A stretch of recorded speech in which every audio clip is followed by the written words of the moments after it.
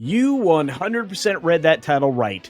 Disney gets absolutely obliterated by Minecraft 2025, the movie. That's right. Jack Black, Jason Momoa, and whoever those other people were just cleaned the clock of Rachel Zegler and those, I guess not dwarves. Regardless, I think it's hysterical. I think it's funny, and I think we have to take some real close look at some numbers that not only are embarrassing for Disney, but are kind of enlightening into what you have to do to satisfy an audience these days. All right, here we go. Now, before we get started, just a quick reminder, go ahead and hit that subscribe button if you're not already subscribed to the channel. And of course, hit the thumbs up button while you're down there because you're going to love this. It's good news for Minecraft, bad news for Disney. And as always, share this video around. Let's go. So first, we're going to start here. That's right, over at the numbers, just so you can look at the scale and scope of what we're talking about. And obviously the graph here says, well, more than words, because a picture's worth more than 1,000 words. And as you can see here, there's no comparison. That little red line down there, that's Snow White sadness, and it's still struggling to get to 100 million in domestic earnings. And then you see that blue line? It just goes straight up there. That blue one, yeah, that's Minecraft, well over 250 million, well beyond what anybody's expectations were in this short of a run. That's right, it's only the second weekend for this film, so technically, 10 days by the time we get to this point, and there's no comparison. It's so embarrassing.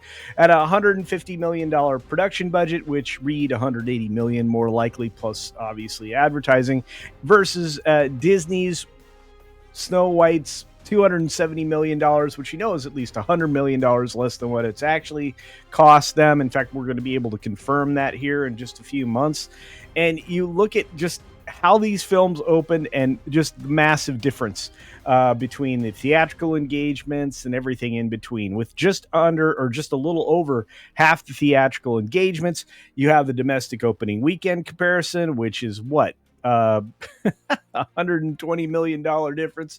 You have the domestic box office to date at $280 million, almost $281 million, versus Disney Snow White's barely $81 million to date.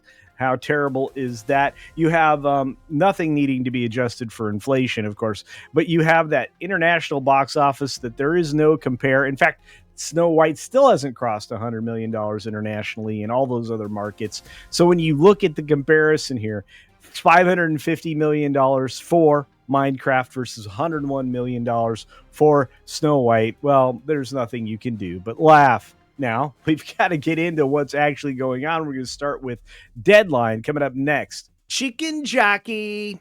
That's right. Deadline goes with the Chicken Jockey. And let me tell you, it's an effective marketing tool. It worked really well, and it earned a lot of money, $551 million global.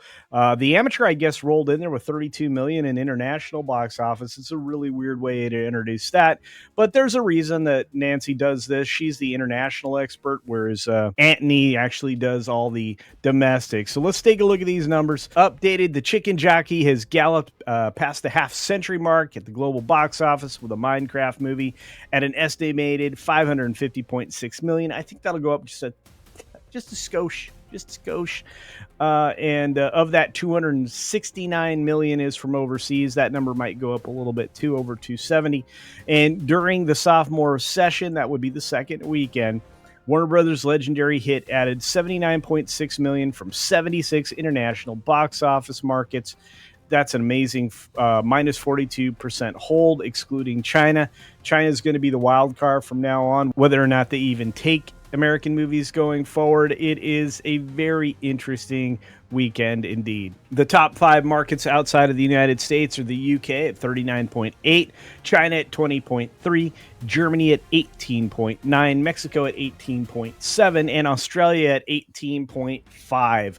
Those are pretty good indeed. The IMAX cum total globally over 26.6 million, with 9.6 of that coming from the international audiences. I have to tell you, these numbers are staggering. And I will also say that this thing is going to give a lot of films a run for their money, video game or not. Moving over to Variety, we've got the box office with Minecraft scoring 80 million in a massive second weekend. Those are big numbers. I think it's fantastic here in the US. It's the number one movie in the States right now, and it was not going to be overcome by anything being released this weekend. Ticket sales for the Minecraft movie declined only 50% from the record-breaking 162.7 million, which means it made $80 million, basically. And those numbers are, far from other failed films of the first quarter of the movie-going season. Jack Black and Jason Momoa grossed $281 million domestically to this point in time, over $550 million global, only 10 days in theaters, and it's already in the green. That's right, this movie has now achieved profit well beyond what anybody could have imagined, and good for Warner Brothers Legendary, because I have to tell you, Pam Abdi and Michael DeLuca were in huge trouble. None of their things had paid off to date. Mickey 17 was a huge failure, but this seems to be a monstrous success. And it looks like it'll probably stay in first place despite these newcomers like the R-rated Sinners that are coming up, Marvel's Thunderbolts, which nobody cares about, and Tom Cruise's Mission Impossible, and then the one that's going to derail everything, Lilo and Stitch, because I have a feeling that most of those films are going to do okay, but Lilo and Stitch is going to be Disney's only blockbuster. And a huge shout out to a new entry at the box office, King of Kings, the animated faith-based family film by Angel Studios, got into second place with $19 million. Huge pre-sales for this record-setting pre-sales for it, with a Rotten Tomatoes of 63%, mostly because critics suck, and a wonderful A+ cinema score, which means everybody loved the film that saw it. Certainly benefited from an incentivized Kids Go Free initiative that allowed children to see the movie at no charge with one purchase of an adult ticket. Scads of children, I'm sure, were surrounded by just a couple of adults in many situations, but let me tell you, it didn't hurt the box office one iota. In fact, the film is one of only a 128 to actually achieve an A+ cinema score, and families want quality films to see together in theaters this weekend simply reflects what the audiences are craving, and that includes things like Minecraft and other, enjoyable properties. And what it doesn't include is Snow White. Oh boy, let's take a look at that. Disney's Snow White remake is tumbled down to number 8, which means it's really towards the bottom of the dregs. Its fourth weekend, just 2.8 million from 2,540 locations. So far, it has yet to make over $81.9 million domestically.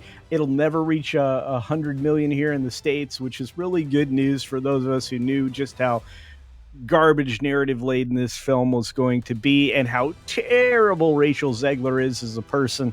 In fact, this will be Disney's lowest live action ever, beating out Dumbo, and that's really saying something. You know what, Rachel Zegler, if you wanted to accomplish anything, it was to make everybody dislike you and nobody go see a Disney movie. You did two things at once, and I'm proud of you, Rachel. I hope you're proud of yourself. Regardless, let's take a look at the top 10 for the weekend. Once again, Minecraft at 80, King of Kings at 19, The Amateur at 15, the Warfare film from A24, the Alex Garland, keep dredging up warfare kind of thing. 8 million.